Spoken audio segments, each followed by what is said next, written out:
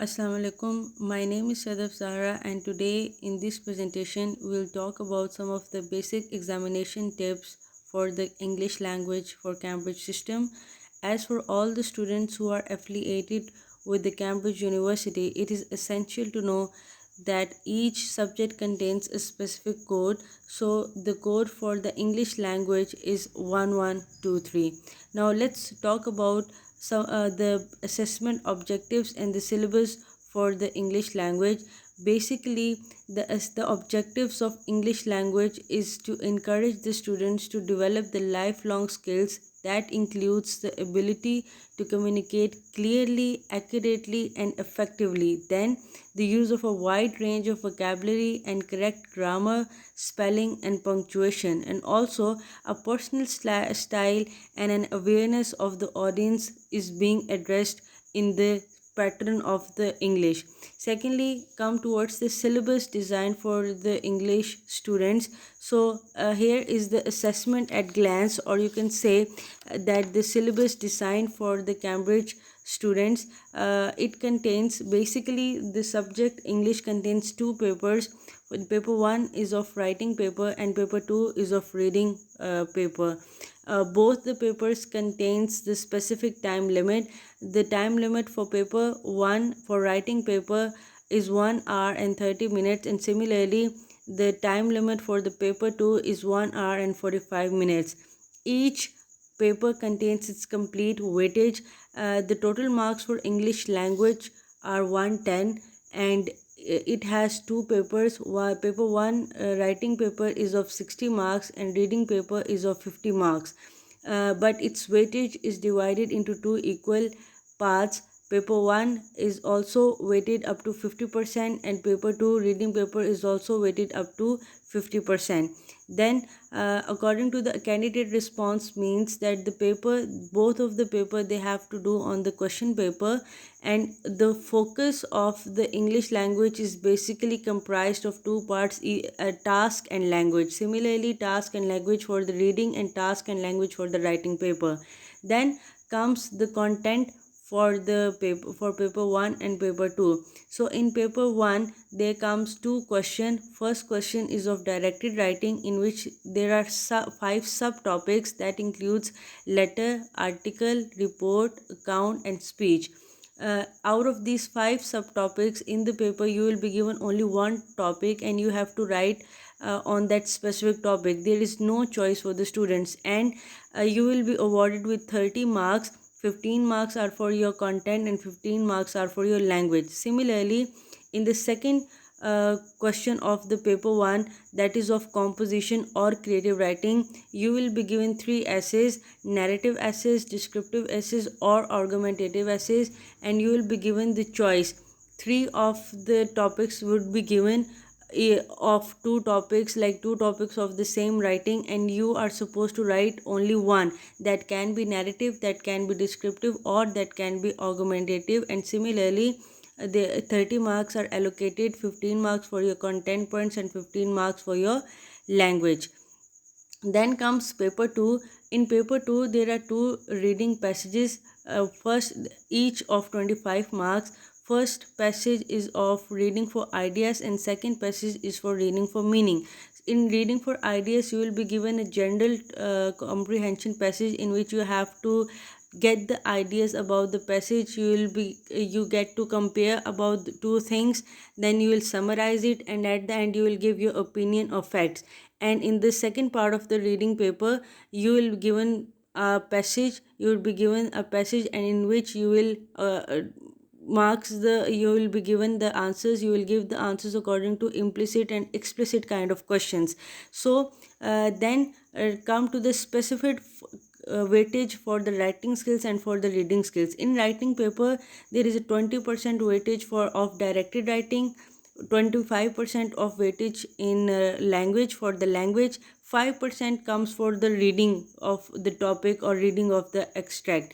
Then come for the weightage for the reading skills, in which 5% of the writing is checked. Other than that, 20% for the reading for ideas and 25% for the reading for meaning. Then it's written assessment objectives. This is the most basic thing.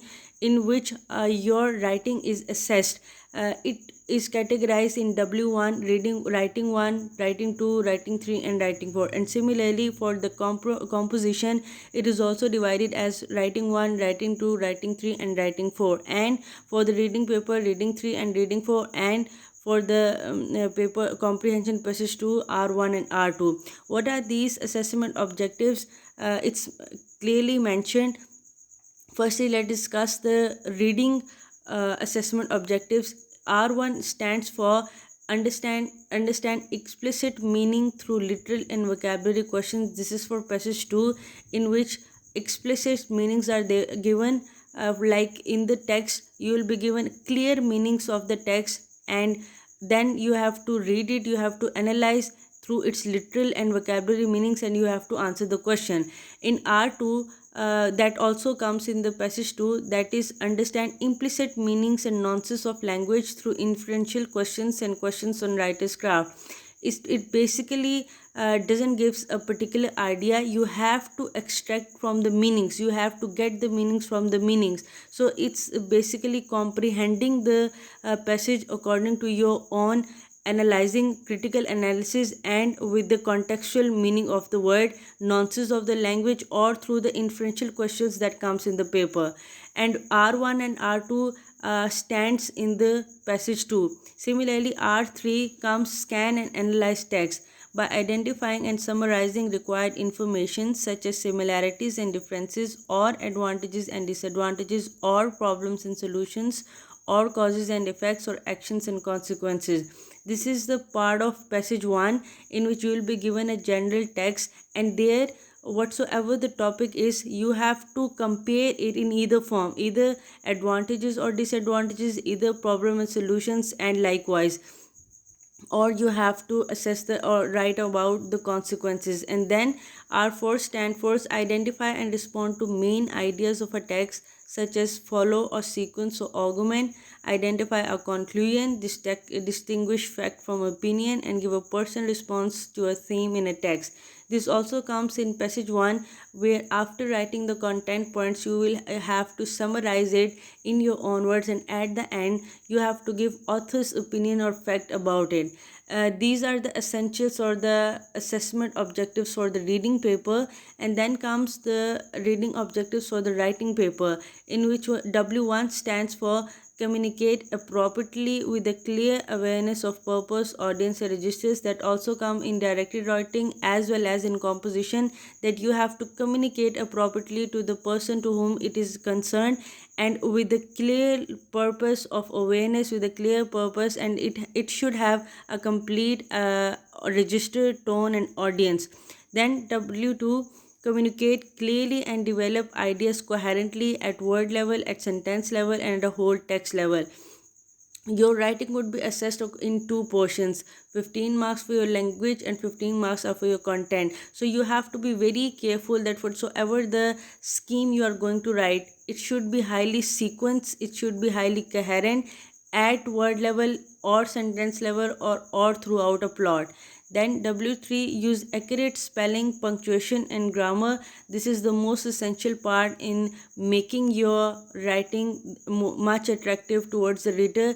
Reader, that it should be with accurate spelling, and all the literary tools should be there, including punctuation, grammar, prepositions, or conjunctions. Then W4, communicate creatively using a varied range of vocabulary, sentence structure, and linguistic devices. This is majorly for your composition part.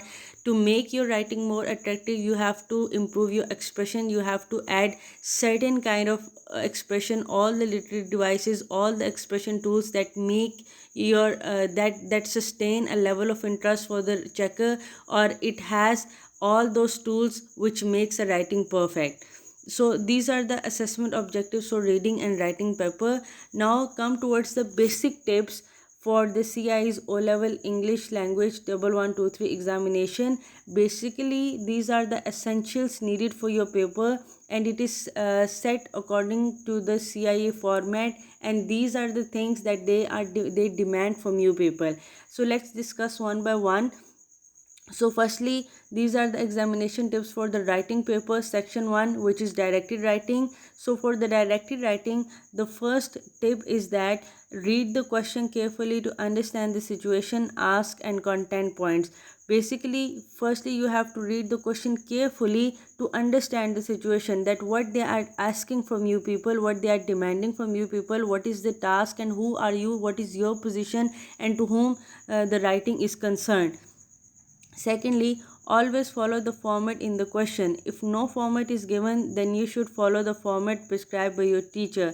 This states that for the session 20 and 21 and later, basically now what is happening, that they would give you the format, they gives you the format at the end of the directed writing, that write a speech, write a letter to, or start your writing with this. But in a case if the format is not given, so you have to follow the format that your teacher will tell you or would be discussed in the class. Then develop the three contents in equal detail whenever possible. For the directed writing, they would be given three key points or three bullet points. You have to be very careful that you have to describe each point in a sequence or in equal detail. Then write 4 to 5 paragraphs in your letter, report, speech, article and account. For a good writing, you are supposed to writing within 4 to 6 maximum, minimum 4 and maximum 6 paragraphs, and the ideal of it is 4 to 5 paragraphs for all the directed writings. Then write a proper beginning and ending sentence. This is the most basic tool for solving a paper, that they check your that how to start a writing and how to end it. So starting and conclusion is highly important in your directed writing. Then the word limit is 200 to 300 words. You should write around 250 words at least. This is the rough estimate that how you have to end up, or how you have to make your writing up to which limit. So always write your essay above 200 words because it looks attractive. An essay less than 200 words is not an essay. It doesn't looks it doesn't gives a fine look while checking. Then use formal language in all directed writing tasks except informal letter. As informal letter is written to either your friend or family, so you use a very informal kind of language in that, or your accent is very polite and it's very humble. But rest for the other directed writings, it is always written to some authority, and whenever we write some writing, directed writing to some authority, we need to be very formal, so use formal language except informal letter. Then always plan your response before you start writing. You can divide the examination time in the following way. This is the basic essential tool for doing your paper, that you always have to plan your response before you start writing. It shouldn't be like that you just start writing and later on during writing you'll ponder upon that what you have to write next. No, you have to be pre-planned. Take the time. Planning time is also scheduled, is also given. For example, number 1, planning your response 3 to 4 minutes. For the directed writing, take 3 to 4 minutes to think about, as directions are given, so it's very easy to write. So basically you have to take 3 to 4 minutes in your mind to assess, to generalize your idea, that what you have exactly have to write and where to start and where to end. Then complete your directed writing within 22 to 24 minutes, and always take time for editing. After completing the writing, you have to recheck your writing, so you can come up with your mistakes and you can correct it. So these are the essential examination tips for your directed writings. Then comes for composition, section 2. That is your creative writing or composition, in which there are 3 essays: narrative, descriptive or argumentative. For these essays, the essentials are: number 1, read all the given topics at least twice before choosing the topic you want to respond to. Whatsoever the essay you are supposed to write, either it's narrative, either it's descriptive or argumentative, you firstly have to read the topic twice, so you can understand that what basically they are asking for from you, and what is the situation, and how you have to make your essay accordingly. Then choose the topic according to your strengths and preparation, and whether you have enough ideas to write between 350 and 500 words. So as a composition is prolonged, like the word limit of the composition is between 350 to 550 words. So you have to firstly analyze that, you have to understand this whatsoever the topic you are going to attempt. Make sure that you have that strength, you have enough ideas to write on that specific content. So you have to make sure that the topic which you are going to select, you are best in that and you can write the best content out of it. Then avoid writing an argumentative essay unless you have thoroughly practiced this type of writing. So narrative and descriptive are a kind of perpendicular kind of essays, but argumentative is a kind of technical essay, because until unless you are not strong in your opinions are not logical, you cannot do this kind of essay. So this is the demand of CIEs, that if you are logical enough or you are having enough logical opinions for your passage, for your writing, so then go for the argumentative, otherwise leave it. Then plan before you start writing and always recheck your work before you hand it. You can divide the examination time in the following ways. Same as you do for the directory writing, the same instructions are being followed, that you have to make sure you have to plan that how you have to divide the time and how you have to think upon that what you are doing. For that, plan your writing, in which it includes planning your response 7 to 8 minutes, as in the composition there are no directions given. So take 7 to 8 minutes or 10 minutes to think upon that which story you are going to write about, which content you are going to write about, how you will start it, what is the climax, what is the suspense, what is the anti-climax of it, and how you will conclude it. Plan your writing in your mind before writing it on the paper. Then for writing take 45 minutes, and then for editing 5 to 6 minutes. To it is mandatory to recheck your paper, so you can come up with your mistakes and you can recorrect it. Descriptive and argumentative essays should have proper introduction, first paragraph, a detailed body 3 to 6 paragraphs, and a logical conclusion. Descriptive and argumentative should have narration. Is a narrative essay is the narration of a story, so sequence can be changed. But for the descriptive and argumentative, your introduction, your detailed body, and at the end logical conclusion should be there. Then stories should have an engaging opening with an intriguing middle to sustain readers' interest, and a logical ending to bring a proper resolution to the plot. So whatsoever the story you are going to write, it should have an engaging opening that maybe start with a dialogue, or that maybe start with a certain expression, and then it should have a sustainable mid, or you can say it should have a middle concluding, yeah, having a proper suspense or proper climax in that. And then you should go for the logical ending to bring a proper resolution to the plot. Then afterward, use similes, metaphors, and effective descriptive words to create verbal pictures in a descriptive essay. As descriptive essays are the descriptions of the expanded, or you can say it is exaggerated form of essay. So as you people describe about a place, event, or a person, so use similes, metaphors, and different various descriptive words to create an image, and use your five senses to form a good descriptive essay. Then keep your stories believable and realistic. Use flashback, dialogues, and description of setting to make your narrative composition engaging for the reading. How you can engage your reader, or how you can make your narrative essay or any kind of essay effective, just by writing that by writing the realistic stories.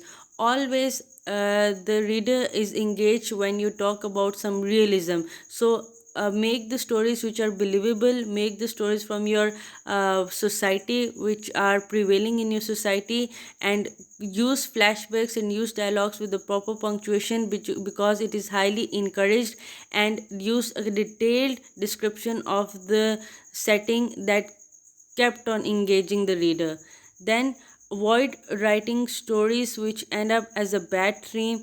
Avoid copying the plots from popular movies you have watched. Also refrain from showing violence, racism, or glorifying crime in your stories. These are the things which are not encouraged in the CIEs, and basically dream sequencing is highly discouraging in your CIEs. It shouldn't be like that you have written a complete plot, a very an excellent plot, a good story, but at the end you will write that it was all about my dream. It doesn't give a good impression, and the dream sequences is highly is not encouraged. So, and also avoid the copying from the plots of the popular movies. You can mold the stories, you have to use your own creativity, and you should take out your own expression. Then editing your essay is immensely important. Before handing it, you should know what your common errors in grammar, punctuation, and spelling are. Also, keep an eye out for commonly committed slips in English writing. Is it's there? These are all the contractions or subject verb agreement that you have to improve. Then these were the certain examination tips for the writing paper. Then comes for the examination tips for the reading paper, that is reading for ideas. The examination tips or the essentials for such for passage 1 is that you have to write 12 content points from the given passage on two aspects, that can be advantages or disadvantages, that can be causes or effects, that can be comparison of the past and present, and the points on both sides should be balanced.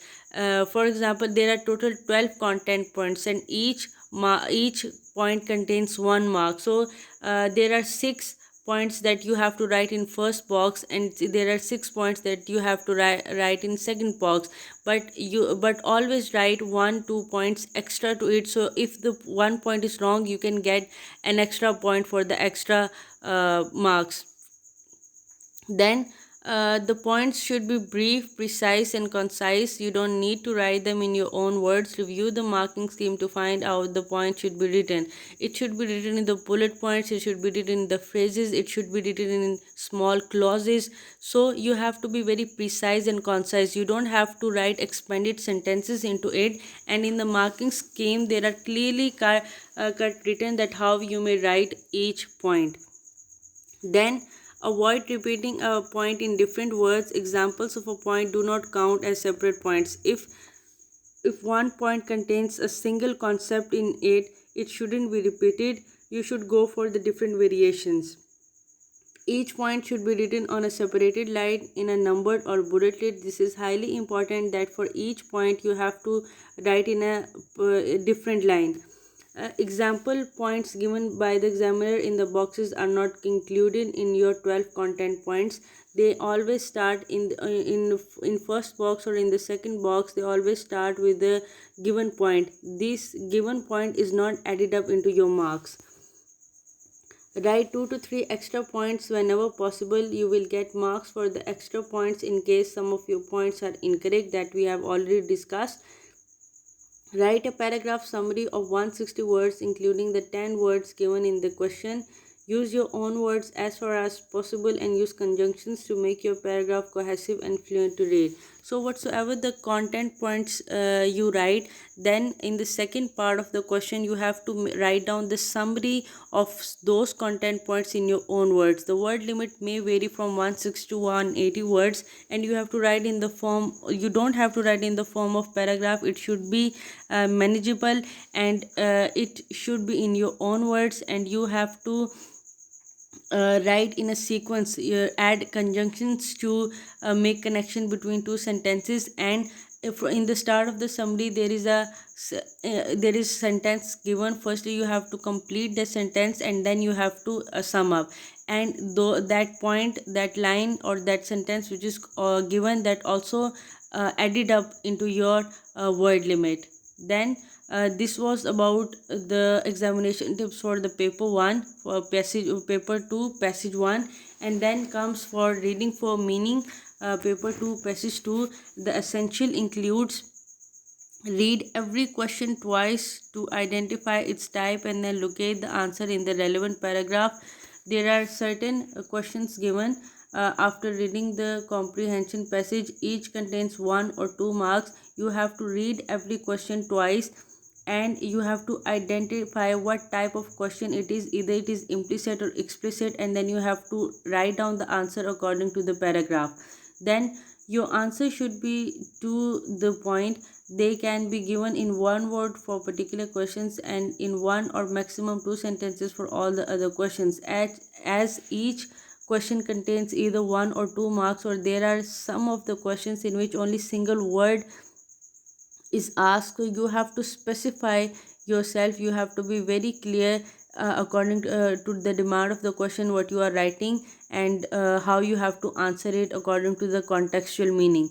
Then answer in your own words. Questions are to be very carefully dealt with. Find two keywords in the text which are the exact answer for the question. Replace the keywords with the correct synonyms and write your answer in a complete sentence. This is highly important in passage 2, and it is also sometimes confusing that you have to write in your own words, where the statement shows that you have to write the answer in your own words. So you have to very particular. At that point, you can take the keywords from the paragraph and you can mold it in your own words. But where there is not written in your own words, you have to simply copy paste, or you can simply copy paste the text and you can write the answer. Then inferential questions would be more challenging than other, which would require you to read between the lines and extract implicitly given information. The answer is not explicitly available. They usually start, "What do you think? What can you tell? How do you know? What evidence is there?" etc. So these kind of questions sometimes become challenging for the students, as they are implicitly explained. Their meaning is not clear. You yourself have to take the meaning, extract the right meaning, and you have to write it very carefully using the contextual meaning of it. If the question requires you to give one reason or find one word from the passage, writing more than one reason word will get you 0 marks, even if the answer is otherwise correct. So in passage 2, it's a compulsory question that they ask you a question in which you have to write a single word or a single feature for the word, for the synonym that they gives you. In that kind of a sentence, you just have to fix yourself in writing that one word. If you add two words or more than one word, it's simply a word, it's a word is 0, or you will be given 0 marks for that. So, and then vocabulary question requires you to provide meanings in the context in using a single word or a phrase of maximum 7 words.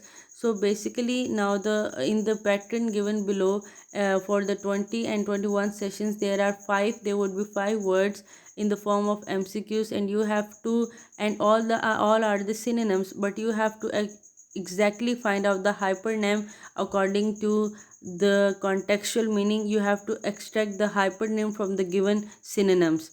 Then do not attempt extra words or give extra meaning, as only the first one will be checked. The last portion of it are meaning and effect. You have to be very clear about what meaning you get, and the first meaning you write would be checked. You will not award it with the other marks or with the other opinions you write down. Avoid overwrite or too much cutting. Simply unnecessary unwanted content marks with small bracket and put up a small cross over left hand side bracket. So basically these are the some of the very useful essentials for the writing reading paper. So I hope that this would help you out in getting in, firstly understanding the assessment objectives for the English Cambridge, and then what are your syllabus, understanding the syllabus, how you have to write each module, how you have to attempt each module with its specific requirement. Thank you so much.